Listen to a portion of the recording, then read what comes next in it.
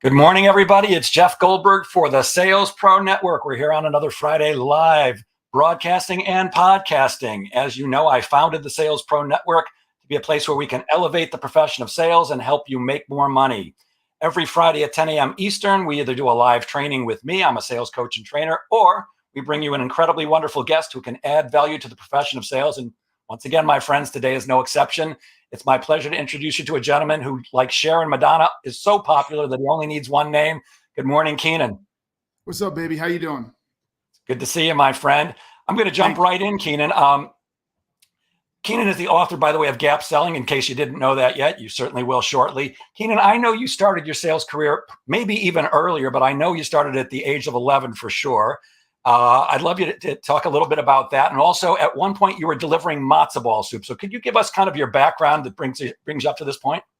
Yeah, so if you're talking about 11, I keep meaning to change this, but, because people get their panties in a wad. But it's just a fact, right? You use your life experiences to define who you are. So when I was 11, I wanted to put Playboy pictures on my wall. Now, why? That's a whole different conversation, which looking back, I'm not sure why I wanted to do that, but I wanted to do that. Now, that was probably 1978 or 79. So that meant it was the middle of the whole disco thing, and it was a different world. But anyways, my mom was a single mom, and I wanted to do it. And so I sat back and tried to process, how can I get my mom to do this? And then I realized that my mom was really, really big into this whole movement about kids making their own choices and being able to live their authentic self. She was extremely liberal. So I was like, oh, wait, I know what to do. I'll package this as something that is important to her, so that by me asking to do this, I'm playing into her objective and goal of allowing children to make their own decisions and be their own selves, their authentic self. So that was what I did. And she's like,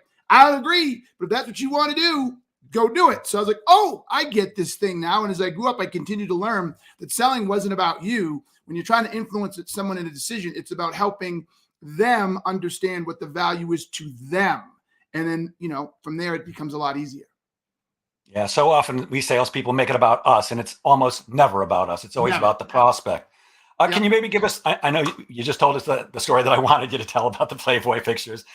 And by the way, if you don't know why you did it, I certainly remember. I'm an old fart, but I certainly remember why I had Playboy pictures back then. Can you maybe give us a little bit more about your background and what brought you up to this point?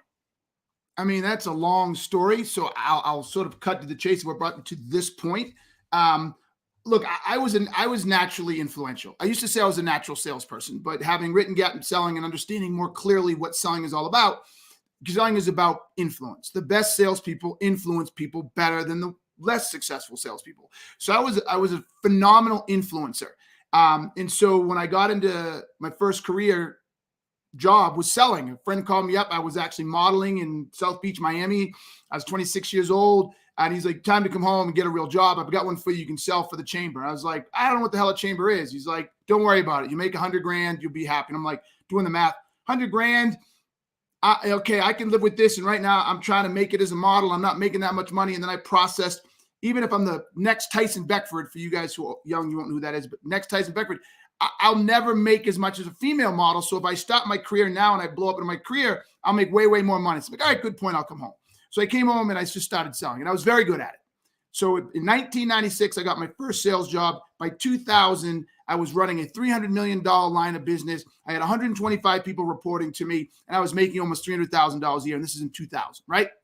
So unfortunately, the company I was working for, they made managed modem services. So simply put, they created all the nodes that allowed you to dial up. So when you got on the internet back then, it was dee-dee, and off you went. Well, every one of those was a unique phone number.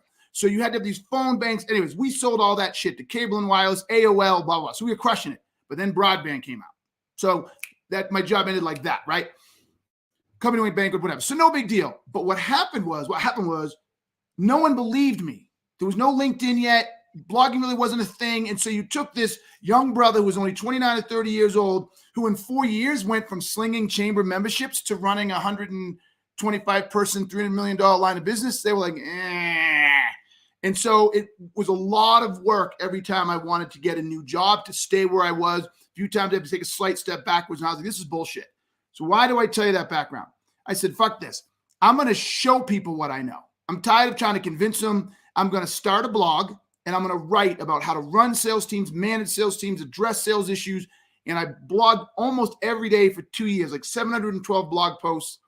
And within that 2 years, all of a sudden people like putting me on lists as the most influential salesperson or the top 10 influential sales blogs or blah, blah, blah. And my goal was, if I do this, I'll have 1,000 or 2,000 people that'll follow me. And then if I ever need a job again, I'll just put on my blog, hey, I'm looking for a job. And these people are like, oh, I already know him. He's good. We want him. That was the logic, right? That I could just basically build my own following. So if I needed a job ever again, I could get one at the level higher than I was and not deal with my stupid resume. After 2 years, people were calling me up to do consulting. They were calling me up to ask to help their sales team. And so in 2011, 2010, something like that, the company I was working for got bought. And they let the North American team go, and I had a choice. Spend 6 months to a year finding another gig, or spend 6 months to a year seeing if I could build a consulting practice. I chose a consulting practice. It's been 10 years, 11 years now, and here we are. There you go. Fantastic. Now, your company's called A Sales Growth, and you call yourself, I love this, a sales badass and the chief antagonist. Why those terms? Well, sales badass is because I love sales, and anybody's a gap selling is going to be a sales badass. And a sales badass is someone who actually brings unparalleled value to helping their buyers and sellers solve real business problems. Now, you may be if you consider yourself like a doctor, you could be what do you call it? A chemo salesperson, or you could be a heart salesperson, or you could be a orthopedic salesperson, right? So you may only solve a problem in a particular area. But if you're a sales badass, you are literally, if you're paying attention, you're actually a valuable resource in helping an organization achieve their financial goals, beat the competition, and drive business. So, and then the second one is chief antagonist. If you can't antagonize, right, you can't ruffle feathers, you can't challenge, you can't ask questions, you can't get people to think differently. So the only way, how's the only way clothes get clean? They're agitated. They're in a washing machine, they're agitated. So I believe antagonizing and agitating is the best way to get things out to the surface. Love that. So let's talk about what we're really here to talk about, gap selling. Before we do, please, if you're watching us live, this is both a podcast and a live broadcast, please say hello in the comments. And if you have any questions for Keenan, put them in the comments and I'll make sure we ask them. Keenan, what is gap selling? That's what you're most famous for. What is it? What makes it different? And why is it so effective? Ooh, it's like a commercial. I'm never good at these. I know, right? I'm so used to asking all the questions, right? So look, the best way to put it is gap selling is a way for salespeople to sell that puts the customer first and the problem first. It's problem-centric selling. Now, and you ask, what makes it different? I'll get to that right away. Look, you look at MedPick or Medic or these other sales. We'll just start there, Medic or MedPick, right? Break it down, right? Only one. And if I'm nice, two of those acronyms stand for anything that adds value to the buyer. They already know the decision criteria. That doesn't add value to them. If you ask them that question or understand that has no value to them, right? Decision criteria. They already know what that is, or decision process, buying process. They already know what that is, no value to them, right? The authority, or what do they call it? It's not called authority in them, but the person buying, right, provides no value to the buyer. So when you think about MedPick and you break it all down, only one of those acronyms actually stands for something that provides value to the buyer. Same thing with almost every other selling methodology. It's all product-centric. Now, they try to put it in a problem-centric label, but it's just not. It's designed to quickly get to a pain point that you can sell to so you can make your quota, right? Gap selling recognized that people don't buy that way. Gap selling recognized that people buy. People make a decision. I'm going to take buy out. I'm going to really break this down.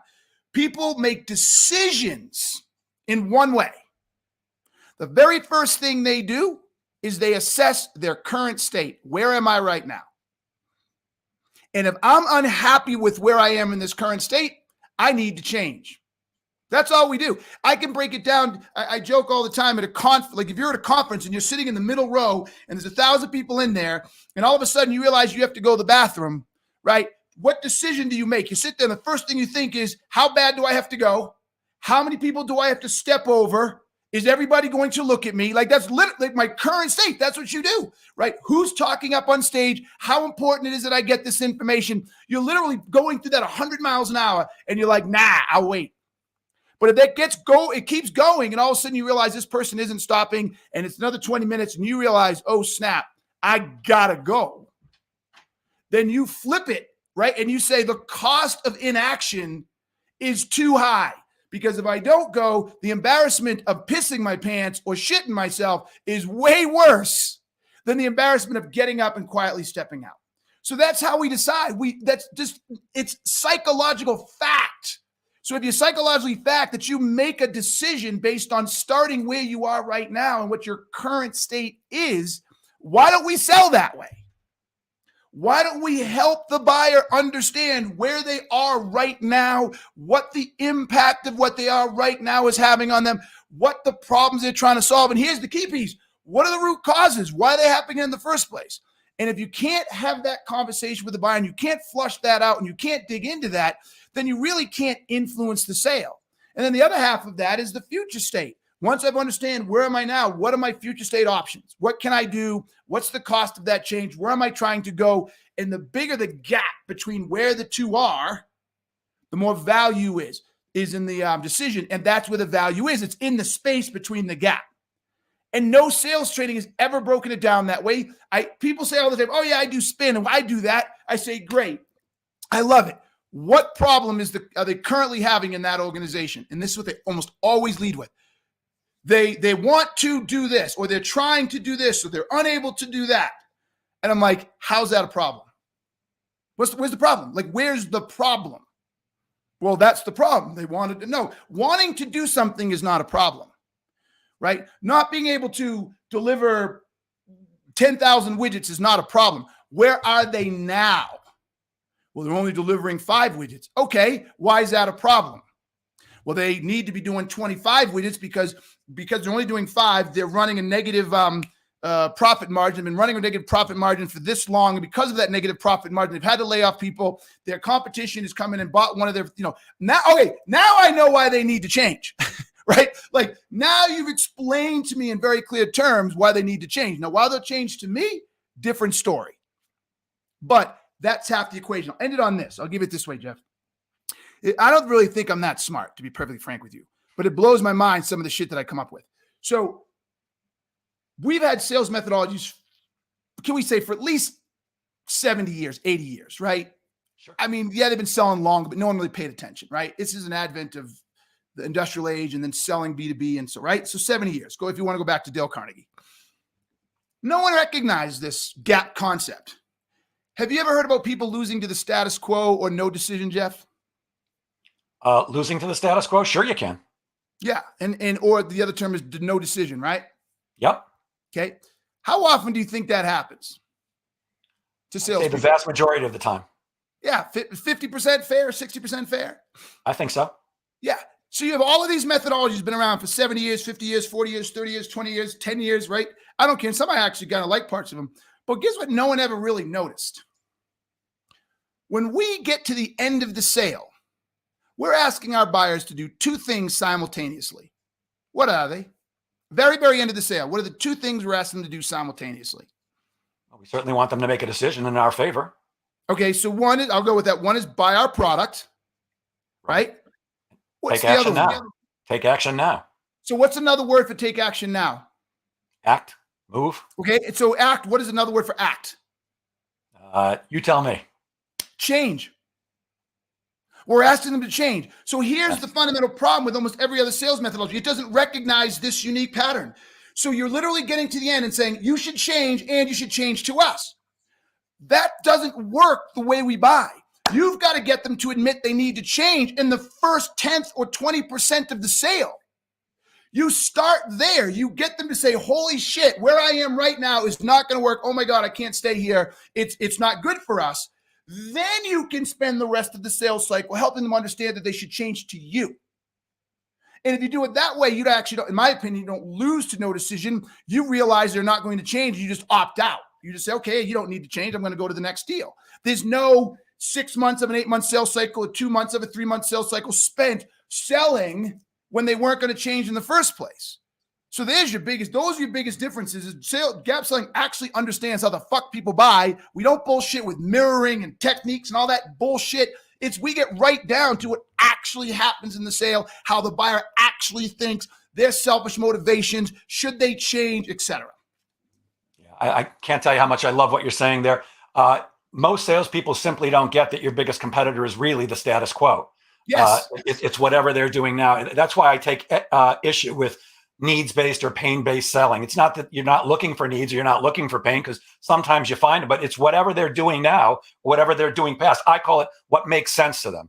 People do everything they do because it's making sense to me to have a conversation with you right now in front of whoever's watching. I didn't eat breakfast this morning. I wasn't hungry. We do everything we do because it makes sense to do those things, including buy.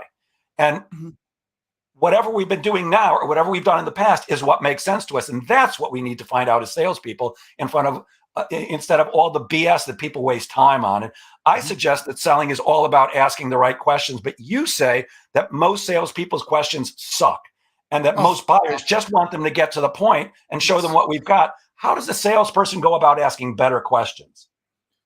So this is one of the most difficult parts of gap selling when I was trying to develop it. Because everybody says they ask questions. I hear it all the time. Like in spin selling, which isn't spin actually got pretty close to this, and they sort of just fell just short. But basically, the fact it was 1989. Look, I get it. Like I see why spin was so revolutionary in '89, but they fell just short of this. So and it was really hard for me to figure this out. And so you can't. There's really no questions you can ask. You really have to understand what you're trying to find. So I'm going to say that again. Most salespeople go in and they have a list of questions they want to ask. Gap selling says, you need to understand what you're trying to find. Because if you know what you're trying to find, then if you find it, you should be able to begin to help the customer see that they have a problem or set of problems and whether or not they should continue to keep those problems or stay in those problems, or if they should change. Because remember, the whole idea is I got to influence a buyer to change from where they are now to a future state. So it finally took me a while, but the way I figured out is this. We've helped companies build something called a PIC, a problem identification chart. This is some deep shit. Like I had no idea how deep, like, again, I don't think I'm that smart. I just stumble into shit. And then I'm like, whoa, like, wow. Like I had no idea how hard this was for organizations, to the extent that after they buy our training, they pay a lot of money to us to help them actually figure out what their PIC is. And again, the PIC is the problem identification chart. And it's made up of 3 simple columns. The first column is what business problem does your product or service solve for your buyers? The next one is what is the impact to an organization if that business problem exists? And then finally, what are the root causes of that business problem? What causes that business problem to manifest in the first place? And so when I say to a customer, I go in and I'll be working with a client and I'll say, okay, let's just start from scratch. What is one business problem your product or service solves? And I'm gonna pick like a gong or a chorus or one of those, right? Pick a sales SaaS stack, right? And they'll say, oh, we help companies improve the selling technique of their salespeople. That's not a problem, son. Helping people solve or improve the sales technique of their sales team is not a problem. So I say again, what's the business problem? We give managers an opportunity to coach their people better. That is not a problem. It is amazing how hard I have to dig to help people understand the actual current state business problem their buyers would be struggling with. So when we finally get there, it's something like a gong or something. It's like we work with organizations who are seeing declining revenue, seeing long sales cycles, seeing low average ASP and then giving away money when they negotiate, losing to the status quo, low pipeline. At the end of the day, that's what Gong and those do, right? They help you coach a team so you can solve that, right? So once I know what problems I solve, this is answering your question now, I teach you to go ask questions to find that. So if you know that your product solves declining revenue, long sales cycles, low average ASP, poor conversion rates, low pipeline, when you get on the phone with them, you start asking questions that'll uncover their pipeline issues, that uncover their growth, that uncover their average sales price. Because guess what? If the average sales price is going down because of negotiating shitty, guess what? That's because your sales team can't negotiate. The sales team can't negotiate. Why can't they negotiate? Because can you see them in the negotiation? No, I can't. Guess what? We have something will allow you to watch your salespeople in a sales call while they negotiate. You can see how they're negotiating poorly. Therefore, if you coach them there, then you can increase your average sales price. So I've now tied the whole fucking thing together. The whole thing's now tied together. So you got to build the pick. So that was a very long answer. Sorry. But that was a great one. And once again, I'm right on board with you. So many times salespeople waste time with a whole bunch of BS that's just not necessary. And that's why we have a bad reputation in general and why people get pissed off at us. Don't waste my time. Just show me what you got. Whereas if you take the time to do things properly and don't waste the prospect's time, where you get to the real meat, that's when they actually listen to you. And when you can, as you say, influence them to make a positive decision. I love what you said there, Jeff. I love what you said there. And that reminds me of something I say to salespeople. Because a lot of times when we're training them, they say, they don't want us to ask that many questions. And they get mad. And just like you said, just show us the product. So here's my little tip that I give salespeople. You need to be asking questions that are valuable to the buyer. When you ask a question that is a valuable question to the buyer and gets them to think, they're like, ooh, that's a good question. They will sit there with you all day long. If you're asking questions that have value to the buyer, they will sit with you all day long. The minute you deviate and you ask questions that are only valuable to you, they see it coming. There's no value in answering your question. A perfect one is BANT. Like they know their budget. They know who the authority is. They know their need. They perceive need anyways. And they know what the timing is, right? So you ask those questions provide no value to them whatsoever. Same thing with Medic. It offers no value. So they're like, fuck off. I don't have time for you. Yeah, I'm smiling because it's the smile of recognition. I agree with you. Somebody will sit with you all day long as you're adding value and not wasting their time. Audiences are often shocked when I tell them my first appointment with a VP of sales or a CEO or a company president, it's 90 minutes. And I've yet in the 18 years that I've owned my company to be kicked out of anybody's office or had anybody say, oh, I've got another meeting because I'm adding value to them. It's not about me. And look, I'm a guy who believes in myself and I love talking about me, but not when I'm selling, my friend. When I'm selling, it's all about you. And the questions to me, it's very simple. Just find out what they're doing now regarding what you have to sell them. And you'll find out what you need to know. Look, for guys like you and me, I want to know, how do you train your people now? What makes sense to you about training your salespeople? Because what I'm going to do is I'm going to show you a better way. And hopefully that's going to influence you to say, I see what I'm doing this, but this is going to help me solve this issue, that problem. I'm going to go with Jeff or I'm going to go with Keenan. So I have another question. Yeah. Go ahead. No, what you just described is in the book, what we call a process question. How are you doing this? How are you doing that? So what we found is that you can't just, the process questions get you to root causes. And you even said it without even knowing you said it. You said, oh, if I do it a different way, I can get a different outcome. Root causes drive the problems or eradicate the problems, right? So our product addresses a root cause. Our product cannot address a problem. A problem is something that is the outcome of a root cause. You cannot address a problem directly. You have to go through the root cause, right? The problem then creates the impact. The impact is where the intrinsic motivation to buy lives, right? But the problem is the thing that's most clear that people get their arms around. So what you do is you ask good process questions, but I would even challenge you a bit or add to what you may do because I'm not asking questions, but I like to ask problem questions first. I want to find out what your problem is. So here, because what we do, and you're the same way. If you did a pick, Jeff, I'd be blown away if it looked different. You solve basically 4 problems, maybe 4.5. Problem number 1, not making quota or declining revenue. Problem number 2, long sales cycles. Problem number 3, poor conversion rate or low win rates, whatever you want to call it. Problem number 4, I did the win rates, close rates, long sales cycles, and conversion. No, I'm missing one. I just said it. I don't know which one I said. Low, long sales cycles, conversion, win rates. Yeah, those 4, right? That's it. That's all you solve. So if you can get the buyer to start talking about those problems first, it takes us way too long to sell this. I don't like it. It's costing us money. Our cash flow's affected, whatever. Or our conversion rate is only 18% or 12%. Our marketing team is spending millions of dollars in leads. The leads are going to waste. If I can get you to admit to that, then I go to a process question. All right, like you said, Jeff, tell me how you're doing it. Now see how those two tied together is like fucking gold. because now the buyer's like, oh, he's dissecting or she's dissecting why this is happening, and I'm not sure, and they're asking really good questions. Holy shit, I think they can help me. Credibility's one. So a lot of salespeople don't do the problem piece. They just stay in the how do you do root cause piece, and it's slightly less effective. Because they're focused on themselves instead of the customer, instead of the prospect. I know, and you're 100% right. You would be shocked if it was different than what you said. I tell people, look, I help people get more appointments with decision makers, shorten their sales cycle, and close more business more profitably. I mean, nobody's hiring me for my good looks. I know that. It's only because I can help them do those things. Maybe you get hired for the good looks, but not for me, my friend. When it comes to cold outreach, what's the difference between product-centric and problem-centric selling?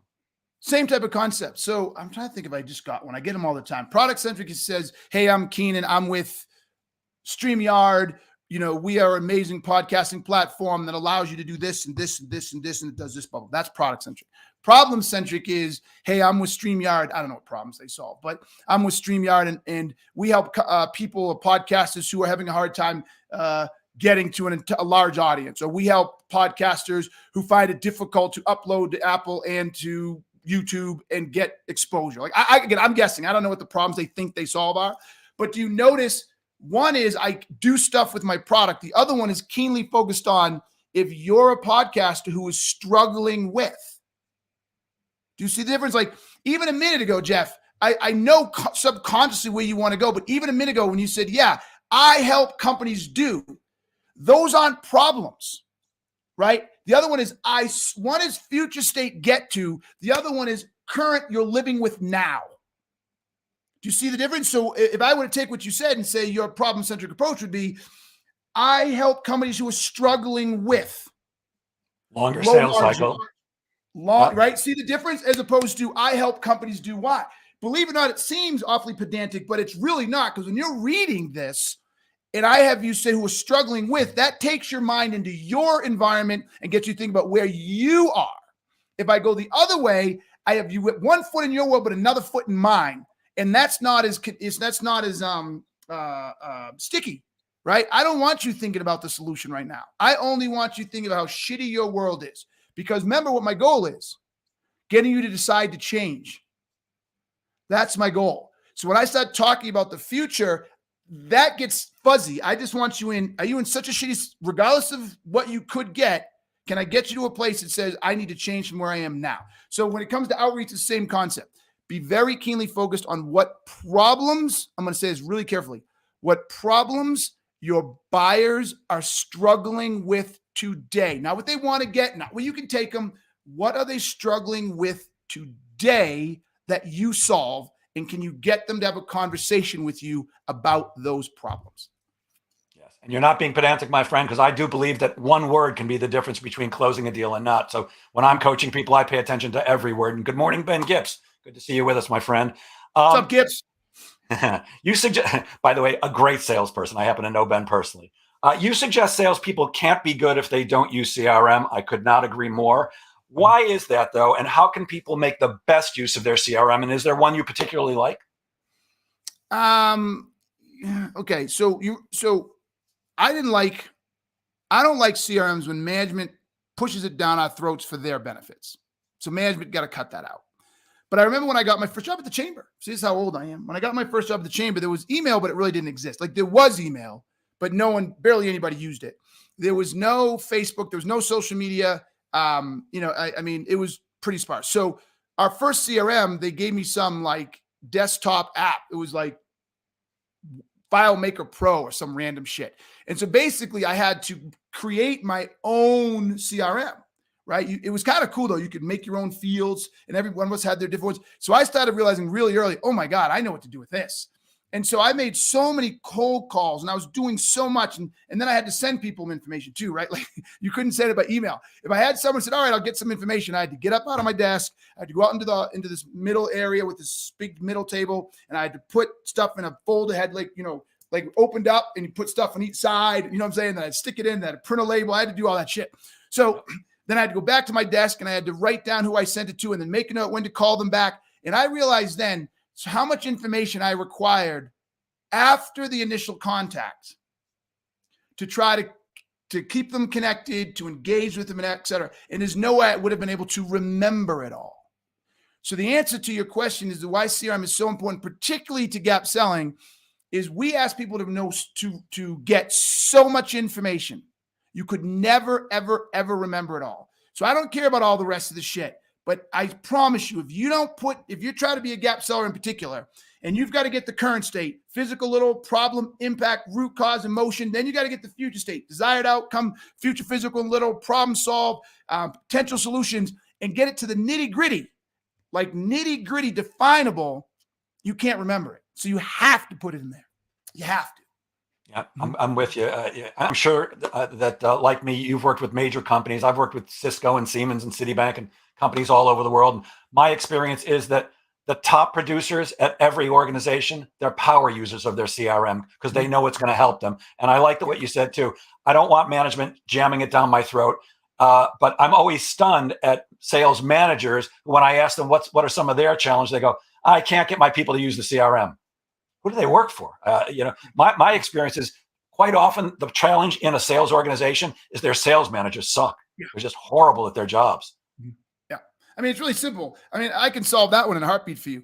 You just simply say in your pipe, first, you better be having pipeline meetings. If you're having pipeline meetings, you simply say, all right, the Jeff Goldberg organization, pull that up. What are you selling them? Okay. Oh, I see here it's a $500,000 deal. Great. I don't see anything. What's the problem? Like, literally, that's how I crush them. I go, what's the problem? And they say, oh, well, Jeff really needs a new ERP system. No, that's not a problem. What's the problem? And they're like, oh, well, they can't. So I'm even being nice here, but I say, okay, no, that's not the problem. What's the problem? Oh, okay. The problem is that they're out of compliance. They're out of compliance because they can't run the reports to show the government that they're doing things correctly. Okay. So what do you mean they're out of compliance? How out of compliance? What's happening? I don't know. Are they paying fines? I don't know. What do you mean you don't know? If you're out of compliance, how long have they been out of compliance? I don't know. When do they have to be back in compliance? I don't know. So you don't know if they're paying fines. You don't know how long they've been in compliance. You don't know how long when they need to be back in compliance. Well, how the fuck do you even know they need to solve this problem then? So no, get your fucking sorry ass over there. And that shit better be in here next time. So I don't even make it about them. I make it about the lack of information and I embarrass them. And again, I don't attack them as people, but I attack their behaviors and they look embarrassed because they can't answer these questions. And the last thing I say, and you've got this in here to close in 3 weeks? Fuck you. Fuck you. That ain't closing in 3 weeks. I literally went through this. I'm going to use no names because they're all too big. We just closed a deal with a customer. Another one of our partner, someone we know, we'll just go with that, is trying to close them. And they told their boss, who I know, that this deal is going to close end of month. I know that it's not. I already know, because this client is a client of mine. And this person called themselves a gap seller. And I was like, you don't have shit. You don't know a damn thing that's going on here, and you think you do. And I called the manager, and I'm like, we got to talk because the shit ain't going to close. And here's why. But you think you're a gap seller. Everybody thinks they're a gap seller. They're not.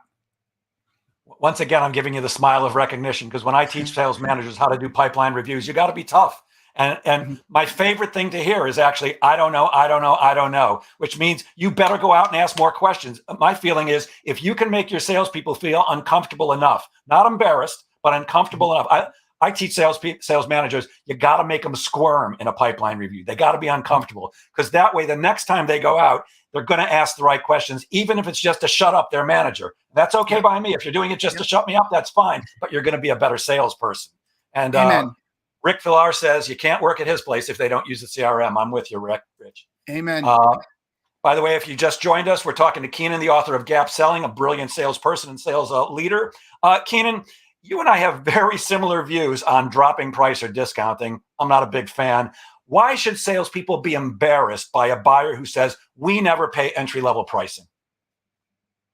Well, that individual salesperson shouldn't be, but the collective sales world should be. Because what that person just told you is every time they've bought, a salesperson has caved. That's what he just told you. If he says, we never pay the first price, then that means they've never paid the first price, which means everything they've ever bought, the salesperson caved.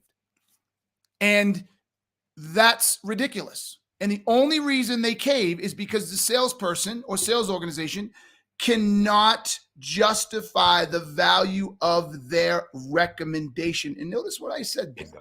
I didn't say solution. I said recommendation. Bingo. I don't know how you operate, but I'm going to guess it's kind of like I do. I don't discount a penny. When I give somebody my price, that's what you're paying, or you're not getting me. You want to pay less? No problem. Let me introduce you to some of my competitors. They work less expensively than me, and many of them are very good. But I don't care, not a penny. It was a decision I made a long time ago. If I can't show you enough value for what I'm asking, then there's something wrong with me or my offer, and I shouldn't be asking for it. So watch this, Jeff. How do you defend it? So someone comes to you and says, hey, yo, I love you, Jeff, but you're asking, I'm making up a number, $30,000 a month. That's too much. It's out of our budget. I can't pay that. Can you come down to 25 or 20? How do you defend your pricing? I said, I don't have to defend anything. Our pricing but you got to say something to the guy. So what do you say? Now, my pricing is not based on my competition or anything else. It's based on the value I'm going to bring you. If you want the results that you and I are talking about, if you want the impact, to use your word, that's what it's going to take. That's the investment it's going to take. And that's, by the way, the investment is the word I use. I never talk about price or cost. How do you do it, Keenan? So I take their own, gap selling is all about discovery. So I take everything we took from the discovery. Now watch, this is, again, kind of complex. I didn't see it coming, but once I built this framework, it just keeps proving that it's bulletproof. So remember what I told you in the very beginning, that before I even try to quote unquote start selling my product or service, I get the buyer to recognize if they need to change, right? So that happens way, way early. So I'll just pick a random number. In the first 25% of the sale, we've got the buyer either tacitly or explicitly saying and recognizing they have to change. Because if I don't get that, I don't keep selling. Like, it doesn't make sense to my little brain. So I get them there, and we know why, and it's been defined and laid out and documented. Not documented like pretty little document, but it's in the CRM. We've talked about it. It's clear. We all know. So when I get to the end and I say, here's our pricing, it's going to cost you $250,000 for 150 people, blah, blah, whatever it is, right? And they say, oh gosh, that's more than our budget. We don't have this. We can't do that. I literally say, I completely understand, but I'm confused. When we talked, you had told me that you were $10 million behind your $125 million number. You also told me that you're seeing your sales team has been slightly declining in their average sales price over the last 3 or 4 years. It's been trending from $75,000 down to about $72,000. But across 125 people, that's $325,000 a year. You also told me this. You also told me that, blah, blah, blah. So I'm confused at why $250,000 is a lot of money for a problem of that size. And then I shut up. So I like what you do, Jeff, but when I take it to the next level, people like data. It's not just a guess. It's like, oh, look, I'm going to help solve this problem, right? Like, they're processing, well, can she really did it? And I don't even play that game. I'm just like, here, right? I'm confused. Now, what they'll do is sometimes, because I know what some people listening are saying, well, what if you got competition? Oh, I'm ahead of you on that one too. So because I've done such a discovery, watch what I do here. I know what the root causes are. Remember, the root cause is how you solve the problem, right? So I have learned that if I've gotten this far, I know that my recommendation is a better fit for those root causes than my competition. Because if it's not, I bow out, right? Like, the minute I know, it's like, I'm not as good as that as Sandler. I don't know, right? So I'm out. Like, we could fix this for them, but Sandler could fix it better. And I just don't want to get in this pissing match. At the end of the day, you should buy Sandler. So if I've gotten all the way to the end, I know based on your root causes. So when they come back and they say, well, we can get it from challenge. We actually went through this not too long ago. We can get it from solution selling, which I think it was solution selling, one of the other ones, for $15,000 cheaper or something like that. And so I said to my sales guy, I said, okay, that's true. But didn't you say the problem was 1, 2, 3, 4? And the reason it was happening, root cause was 5, 6, 7, 8. He said, yeah. I said, so therefore the biggest issue they're having is this root cause. We do that better than anybody. So he said, yeah. I said, so you go back to him and you say, yes, you can get it for $15,000 cheaper with so-and-so. However, watch what I do again. You said the problem was this, this, and this, and that we determined these were the root causes. We are the best in the industry at these 3 root causes. So yes, you can go get them cheaper, but they don't address the issues that affect you the most as well. and then we sit back and shut up. So Which is the most difficult thing for salespeople to do. But it's easy when you use their words. Like I use their words to defend my price. Tough. It's tough for them to argue with themselves. Yes. And we agree on something else. I'm not a big fan of wasting time. First of all, I believe that nobody hires you, me, or almost anything else because they're looking for the cheapest price. I'm not looking for the cheapest accountant. I'm not looking for the cheapest lawyer, the cheapest doctor. I'm looking for the best I can possibly find at a price that I can actually afford and I think is reasonable. Just like I'm looking for the best sales training or coaching I can possibly find at a price that I think is reasonable and worth it. For me, if it comes down to it, it's $15,000 less. I'll say, you know what? Then maybe you should do that. And if it doesn't work out, give me a call. I'd be happy to work with you. Have a great day because I don't want to waste any time. I got 3 kids in college, Keenan. I got no time to waste. We also agree that there's absolutely a time when no does mean no. So how do you deal with it when a prospect says no? There's nothing to do with. All right, good luck. Have a great day. I mean, there is nothing to deal with. They said no, they're going a different direction. Enjoy. Now, I mean, everything is situational, right? Like if I know that it's not in their best interest. So if it's in an email in a cold email, then yeah, just let it go. Okay. But let's say I've been selling it for 3-4 months or whatever, and I know that this is not the best of decisions. I may use their words against them one more time. I'm like, wow, I'm a bit surprised. You told me this, you told me that. This is the problems you're having. Do you mind if I ask what decision you went with, the way you're going? And if they say the status quo, I'm like, whoa. And I literally say something like, what happened? Did we get the numbers wrong, or is something raised to a bigger priority that you're going to let another $10 million seep out over the next 6 months? Right? I'm confused. Or they might say, oh, we're going with, I don't give a shit, spin or whatever. I'm like, okay, I can see that. But again, we talked about, you said, I'm a little confused why you felt that was going to solve this for you, understanding these 3 things we walked through. And that's not their core competency or whatever. And I just will challenge them to make sure they heard it all right, or I heard it all right. And then once they explain it, I jet. But every once in a while they start thinking, oh my God, you're right. I forgot about that. And next thing you know, they're like, oh my God, wait. You know what I'm saying? But most of the time I don't really do anything. I've done everything up front. It doesn't happen very often. I have a very high close rate. So a few times it happens. Shit happens. You're never going to bat 1,000. Nobody does. And I'm with you once again, because when somebody tells me no, I actually say almost the same words. It's like, really? I'm surprised to hear you say that. Because the truth is, I am surprised. Look, I believe in what I do and what I can bring to the table. And I'm shocked when people say no. I'm not shocked because I know that a certain percentage are going to say no every single. I don't care how good you are at selling. Nobody closes everything. But that's part of the sales game. And you got to understand that, which means you've got to be consistently prospecting and adding new people to the beginning of the pipeline. How do you feel about it when a prospect answers a discovery question and the salesperson asks, so how is that impacting your company? Apparently you don't like it. No. And again, I got to be nice at this one, because I would rather that than other stupid questions. And at least it opens the door for the conversation I want you to have. So I hate it because I think there are so many other ways to get that information. And I hate it because I think when you ask that, you're giving away credibility. So everybody pay really close attention to what I'm saying. It's a little deep. If someone explains to you a situation they're having, our revenue is down and we're having salespeople leave and we have high inventory costs, and you say, oh, how is that impacting you? You basically are projecting you're an idiot. I mean, 9 out of 10 times you should be able to postulate some downstream impact that you can turn into a question, right? And if you don't, it just almost sounds like you're trying to set them up to sell to them.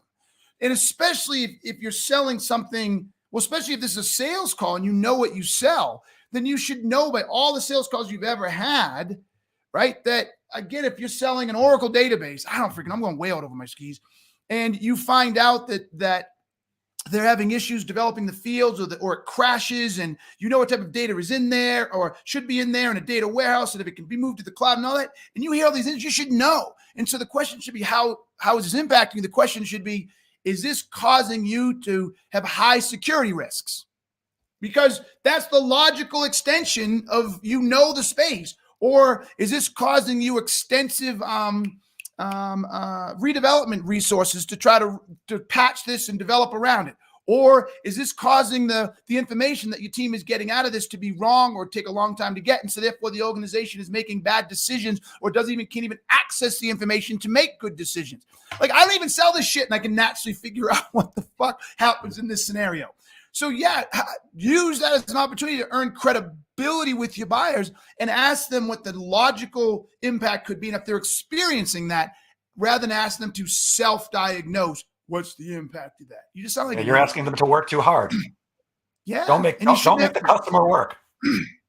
No. Make it easy to say yes, make it easy to say no. Absolutely. You also have an interesting take on price objections. You say that they should not be the salesperson's problem. What do you mean by that? The price objection shouldn't be the sale. I mean the budget. So when someone says, I don't have the budget, that's not my problem. That's your problem, buyer. And so salespeople should not make someone's lack of budgeting their issue. I think one of the reason this happens is we unintentionally have conflated budget with affordability. They are not the same. Okay. Affordability means you just don't have the money. You see the value. Like, I see the value in a $50 million house sitting right on the beach of we'll say $15 million. And I see the value of that sitting right on the Manhattan beach. I also see the value of a $25, $30, $35 million home sitting right at the base of Aspen or Snowmass, right there. Walk out, ski in, ski out, 10,000 square. I see the value. I'm a big skier and I love the beach. I see the value. I'm doing well, but I can't afford a $35 million house right now. So that is not an issue of affordability. Affordability is, I see the value. I would do it if I had the money. Budget says, I see the value. I should do this, but I haven't allocated the money to this spend. Well, that's not my fucking problem. And I'm not going to make it my problem. I am not going to reduce my price because you felt there's something else you want to spend that money on. If I've done my job properly, you'll realize that this problem's bigger than you thought and that you misallocated your budget. So reallocate or redo your budget to solve this problem, because my price is not the reason you can't solve this problem. It's you've chosen not to allocate the appropriate amount of money to solve the problem. And I'm not welfare. I'm not welfare because you only allocated $100K to train your 350 person sales team. That's not my problem. And if that 350 person sales team is off by 7% and the average quota is $500,000, that's $3.5 million you're losing. And you only budget $100,000 to solve a $3.5 million problem. I'm not owning that. That's not my freaking business or problem. That's your problem. And I'm not owning it. So fuck you. Yeah, and I think that salespeople need to own that they're probably not very good at expressing value if the prospect is giving you a price objection. My experience personally, is that if you show enough value, they'll find the budget. I can't tell you how many times I've spoken to sales organizations initially, and it's like, we'd love to do this, Jeff, but we just don't have the budget with it. And then 3 weeks later, I'm training the team because they found the budget because they saw the value. So by Jeff, the way, if you like, tell salespeople, how do you show your value? How do you show the value? By asking the right questions and listening to what they're telling me. My belief is this: if you ask the right questions and shut up and just listen, the prospect will actually tell you everything you need to know in order to help them choose to do business with you. Because I don't believe we talk anybody into anything. I don't believe with all your skill or mine, we're not good enough to talk about anybody into anything that they don't want, don't need, or can't afford. And by the way, I don't want to do that. I'm looking to work with people who see the value in doing business with me and that I want to work with. And by the way, I think every salesperson should have a set of criteria for who they want to work with or who their company wants to work with. I turn down business sometimes. I'm not saying I do that all the time because I need money just like everybody else. But if I don't think you're going to be fun to work with, if I don't think you're going to listen, if I think you're going to be a pain in my ass, I don't need your money that bad. I'm going to keep looking for the fish that are biting, the right fish. That's an analogy I use all the time. If you've seen the movie The Perfect Storm, they go out. It's not the best movie ever. It's okay. Great special effects. But they go out and they're fishing. Can't save fish to save their freaking lives. Everything bad is happening. And then Clooney, as the captain of the ship, says, "Oh, I've got an idea. Let's go someplace else." They go someplace else, and it's like the fish are jumping out of the water. They can't not catch fish. The Flemish cat. The I Flemish gave cat. that example recently, by the way, and somebody raised their hand and said, don't they all die at the end of the movie? Yes, it's not a perfect analogy, but you got to go where the fish are biting. I know you're really big on goal setting, as am I. What metrics really matter when you're setting goals? To the salesperson? Yeah. I think that's personal. I guess if it's personal goals. If it's business goals, then I like to reverse engineer what I'm supposed to do. So if your quote is $1 million, then you need to ask yourself, what do I need to do to get that $1 million, and reverse engineer the steps that take you to get there. So what does my pipeline need to be? Based on that pipeline, how many calls do I need to make, or how many outreaches do I need to use using, emails, whatever, but how many outreaches do I need? What does my close rate have to be? What does my average sales price have to be? So if it's a salesperson, I like those metrics. I like to know, what is your total quota? What does your pipeline have to be? What does new revenue into the pipeline have to be per month, per quarter? Take your pick. What does your average sales price have to be? And what does your close rate have to be? And so once you figure out what those have to be, those are your goals. That's what I call, that's your job. I call that's your job. And then just work to that. Personally, that's a whole different story. Like, how much do you want to make personally, or how much do you want to save, or if you want to buy a new house, or you want to have more time with the family. Like, I can't tell people what those personal goals should be, but the sales goals should just be whatever you're assigned from the organization, because you can't change that. And then reverse engineer what you need to get to make sure that happens. And the beauty of that is, once you know that, you can reverse engineer to figure out, how much activity do I actually need to do? How many calls 100%. or outreaches do I have to make? That's what I think it always boils down to. A smart sales manager helps the salesperson figure out what's the exact right amount of activity to hit or exceed my goals. By the way, I forgot to mention, you like the beach? I live a block from the ocean. You're welcome anytime. Thank you, baby. Where? I'm in New York, on Long Island. Oh, okay. See, it's only in the summer. Too short a season. I'm from Boston originally, and I love it, but that summer's way too short. Way too short. You're absolutely right. I do go in all year round. I have, several wetsuits, so I'm in all year round. But my favorite, June through the end of September is absolutely the best here. I'm waiting for the kids to graduate college, and then I'll probably move someplace where I can swim every day. There's nothing I like better than being in the ocean. I feel most at home there or on the stage. In fact, I don't get enough of people listening to me during the week. I do stand-up comedy on the side. Oh, nice. Yeah, it's fun. You should incorporate it more into these.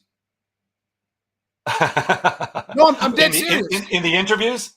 Yeah. I certainly do in my training. I certainly do in my training all the time. Okay. That's why I did stand-up when it's stand-up comedy, because I think any person who's smart should have a coach that helps them. And we were talking about self-sabotage one day, because I'll, often step up to the line and then step over it and get that beckoning finger from human resources. Jeff, did you say that in front of our sales team? Yeah, I know I shouldn't have, but I did. And she said, you just need an outlet where you can both go be inappropriate. So I started doing stand-up. It's too much fun. Or you set expectation. Because I mean, you think about it, when people hire me, or hire my company, I should say, if they're not getting me, it's not too bad. But if they're getting me, they already know.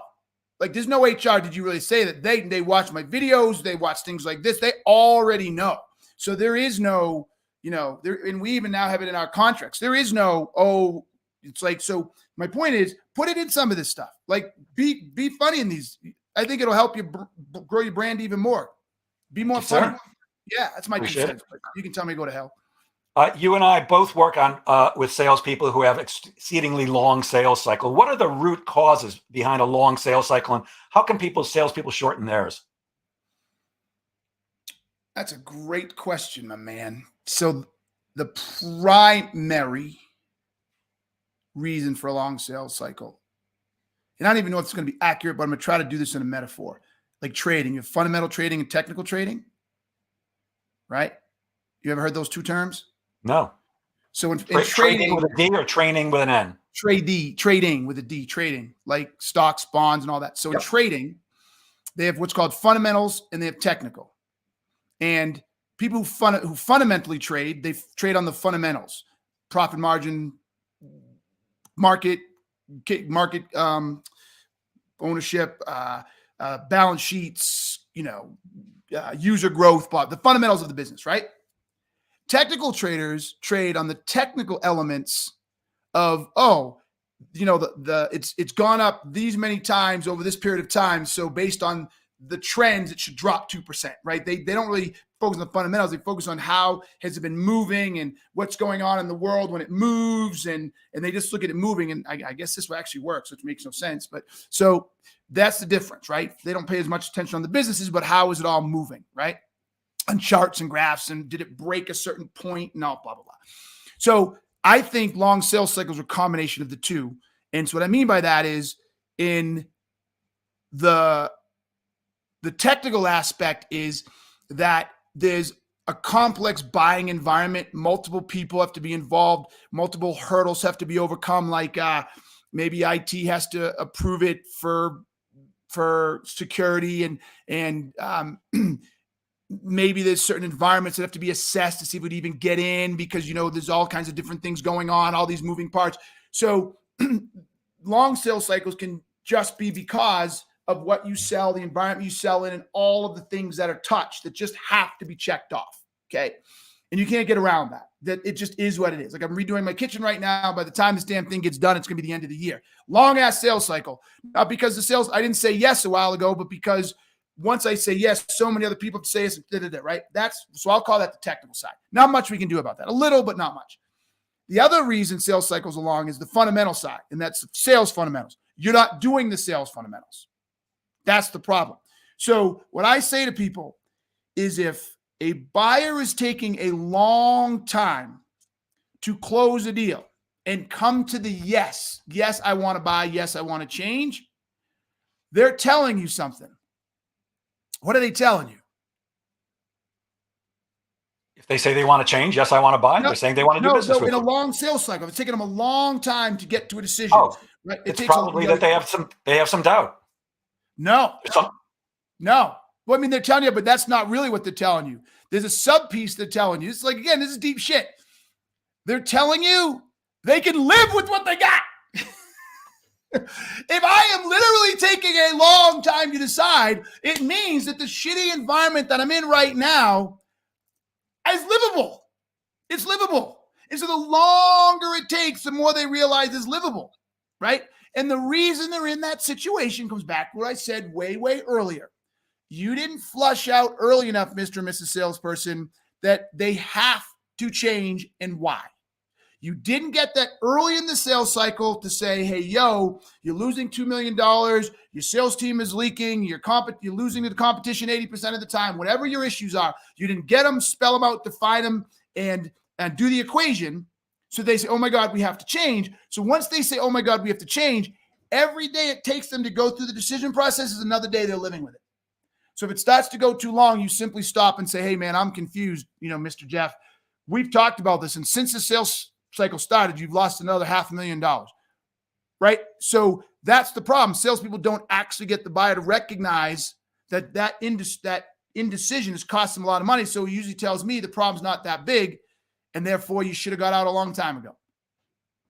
And the other thing I find, we're going to have to finish because we're almost out of time, but is salespeople simply don't move the sale forward. They don't consistently ask for that next meeting, that next phone call, that next step. It's always, I'll give you a call or I'll send you something. It's just, shit or get off the pot. Move things forward or don't, but you got to be in action. Keenan, I've got a bunch more questions I'd love. Go ahead. The move things forward, though, is predicated on solving the problem. So if you don't understand the problem that you're trying to solve for them, you don't know what to move forward. That's the product-centric piece. But wait, my phone does this and it does that. So yes, they don't do it because that's the root cause. They don't do it because the problem is they don't understand what problem they're solving for the buyer. So you have no way of helping them move forward. Yep. Keenan, I could talk to you all day, but I want to respect your time and everybody who's listening. I'm sharing my screen right now. Keenan, how can people get in touch with you if they want to, if they're interested in working with you? You did a good job right there. LinkedIn, Sales Growth Company, info to Sales Growth, all of those work. You can DM me at LinkedIn. So all of it. Yeah, that works. Well done. And if you are smart, you'll be following Keenan on LinkedIn. He's got great stuff on there. He's constantly posting very interesting information. Keenan, I apologize for not knowing you when we first met, but I certainly know you now, and it's been my honor. Thank you for sharing your brilliance generously. I really appreciate it, and I hope everybody listening now and on the podcast does too. And I'll end as I always do. Gang, please remember that sales is a game of making things happen. So get out there and make sales happen. Thanks, Keenan. Thank